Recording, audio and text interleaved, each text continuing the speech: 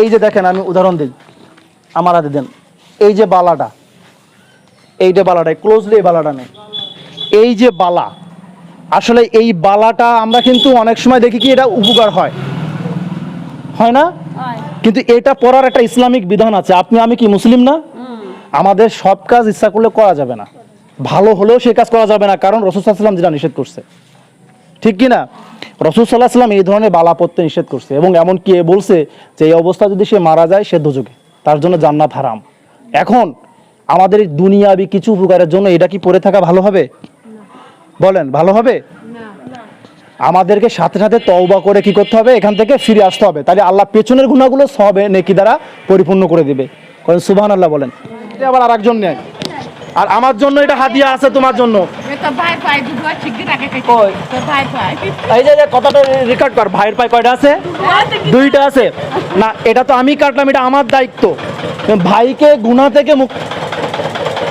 গুনাহ থেকে মুক্ত করে দায়িত্ব আপনার। বালা রাখা যাবে না। আসসালামু আলাইকুম। যাবে না, এবং তওবা করতে হবে যে আমি আর জীবনে পড়বো না। হ্যাঁ, আমার কাছে খুলে আমাকে দিয়ে দিতে হবে। আর আমরা সবাই দোয়া করব যারা এইটা স্যাক্রিফাইস করছে, আল্লাহ যেন তাদেরকে মাফ করে দেয়। এই জানেন কি না? এবং দেখবেন ফ্যামিলির ভিতরে অনেকের কাছে এই বালাটা আছে। আমরা এই বালা সম্পর্কে সচেতনতার সৃষ্টি করতেছি। যে কিছু ছেলে আসছে, যে দুইজন ছেলে, তাদের সাথে আমি কথা বলবো। আসসালামু আলাইকুম। আচ্ছা, এই যে হাতে বালা, এই সম্পর্কে আমরা কিছু কথা বলতে চাই, একটু সময় হবে? বলেন। আচ্ছা, দুইজনে এদিকে আসো। বলেন।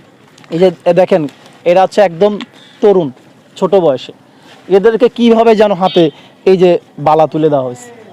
আমাদেরকে সবাইকে সচেতন হতে হবে, এই বালা যে এতটা ভয়ঙ্কর এবং গুনাহ এই সম্পর্কে জানাতে হবে। আচ্ছা, এইটা যে একটা শিরকের মতো গুনাহ, এর কোনো ক্ষমতা নেই, ক্ষমতা একমাত্র কার? আল্লাহর ক্ষমতা। তো এইটা যে দেওয়া, এটা দিলে আল্লাহ রাসূল সাল্লাল্লাহু আলাইহি ওয়াসাল্লাম এটা দিতে নিষেধ করছেন, সাহাবীরাও এটা আমল ছিল না, এমনকি আলেম ওলামা সবাই এটা দিতে নিষেধ করছে, এবং এটা শিরকের মতন মারাত্মক একটা গুনাহ। তাহলে এটা কি পড়া যাবে? না। হ্যাঁ, পড়া যাবে না। তা এই যে এই বিষয়টা কি আগে জানা ছিল না? না। মানে কেউ কখনো এইভাবে বলেননি? এটা পড়ার কারণটা কি? এই কারণ কিসের কারণে?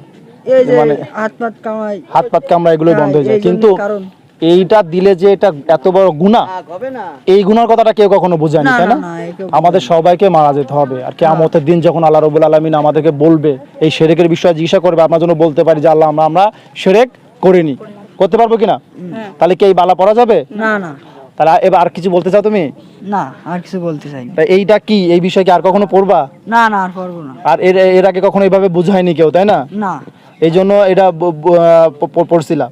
তা আমাদের প্রয়োজন এভাবে সচেতন করা। আপনিও আপনার এলাকায় এভাবে সচেতনতা শুরু করে দেন, চেষ্টা করুন, শিরকের বিরুদ্ধে যুদ্ধ ঘোষণা করে দেন ইনশাআল্লাহ। আসসালামু আলাইকুম ওয়া রাহমাতুল্লাহ।